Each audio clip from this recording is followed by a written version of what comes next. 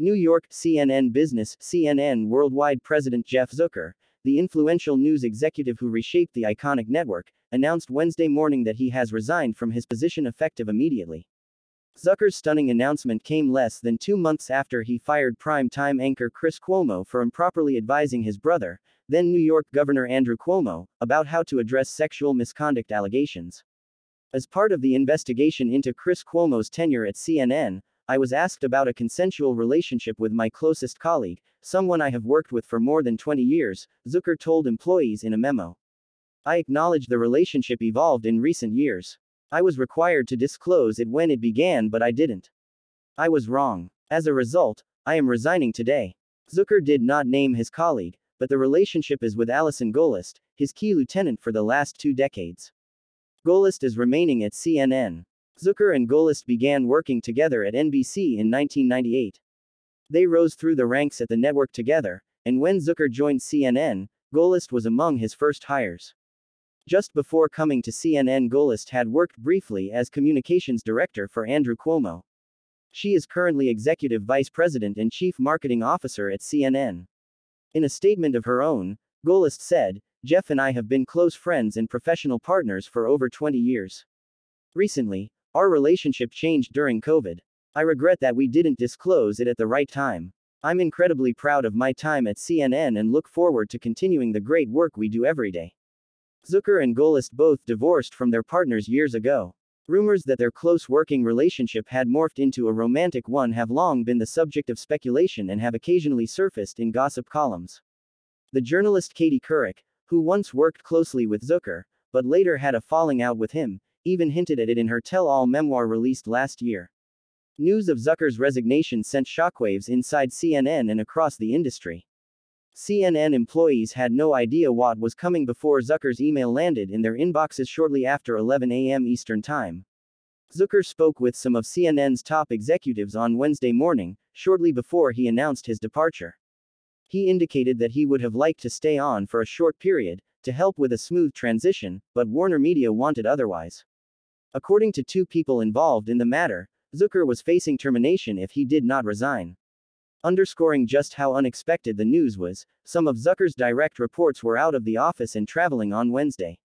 Killar, who flew to New York to oversee the transition, stepped in to run the Wednesday meeting Zucker usually holds with his top executive team. Killar also plans to meet with staffers in Washington and Atlanta, a source said. Warner Media is in the process of merging with Discovery. Many media observers thought Zucker was in line for a promotion once that deal is complete. That is not the only reason this is a pivotal time for the network.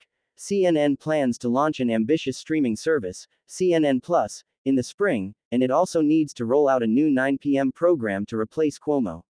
In an email to staffers Wednesday afternoon, Jason Killar, the CEO of CNN parent Warner Media, said 3 senior executives will lead CNN until the merger with Discovery is complete: Michael Bass, Amy Entelis, and Ken Jotz. I have full confidence that Michael, Amy and Ken, as interim heads for news, will provide the leadership this organization needs during this time of transition, Killar said, adding that employees will hear more from the 3 executives in the coming days. Zucker, with Gollust on his leadership team, took over CNN in 2013, at a time when industry observers said the network was facing an identity crisis. Zucker revamped the network's programming. A veteran of NBC, where he climbed from a producer on the Today show to president of the entire network, Zucker brought an eye for news and talent. He also brought a hands-on management style and gained the trust and respect of talent and staffers throughout the network. In recent years, Zucker led the network as it faced sustained attacks from former President Trump and his supporters. Under Zucker, CNN adopted a "facts first" slogan and approach to the news and was unrelenting in calling out Trump for his lies. The approach turned Zucker into a villain for Trump, with the then president lashing out at him during his years in office. Zucker also became a regular boogeyman in right-wing media, with Fox hosts viciously attacking him in prime time. It was all evidence of Zucker's larger-than-life status in the news business and influence over the broader discourse in American politics. Fallout from Cuomo scandal. Zucker defended Chris Cuomo for the better part of a year while critics said the anchorman should have been benched or worse for what was then publicly known about how he'd advised his brother.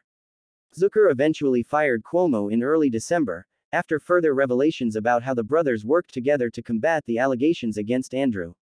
Before taking action, CNN retained Cravath, a white shoe law firm, to review the Cuomo matter. When Cuomo was fired, CNN said that Cravath's findings alone were cause to terminate. But the network also said it had received an allegation of sexual misconduct from a former junior colleague against Chris Cuomo. Though Cuomo denied the allegation, a CNN spokesperson said at the time, "When new allegations came to us this week, we took them seriously and saw no reason to delay taking immediate action." Cravath has continued its probe, according to sources familiar with the matter.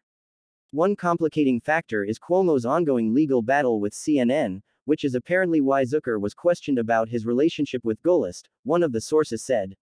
According to WarnerMedia's Standards of Business Conduct Handbook, employees must not hire or supervise directly or indirectly someone with whom they have a personal relationship, and if you are in a position to influence the employment, advancement or hiring of someone with whom you have a personal relationship or a business they are associated with or have an interest in, you must inform the HR department in advance of taking any action.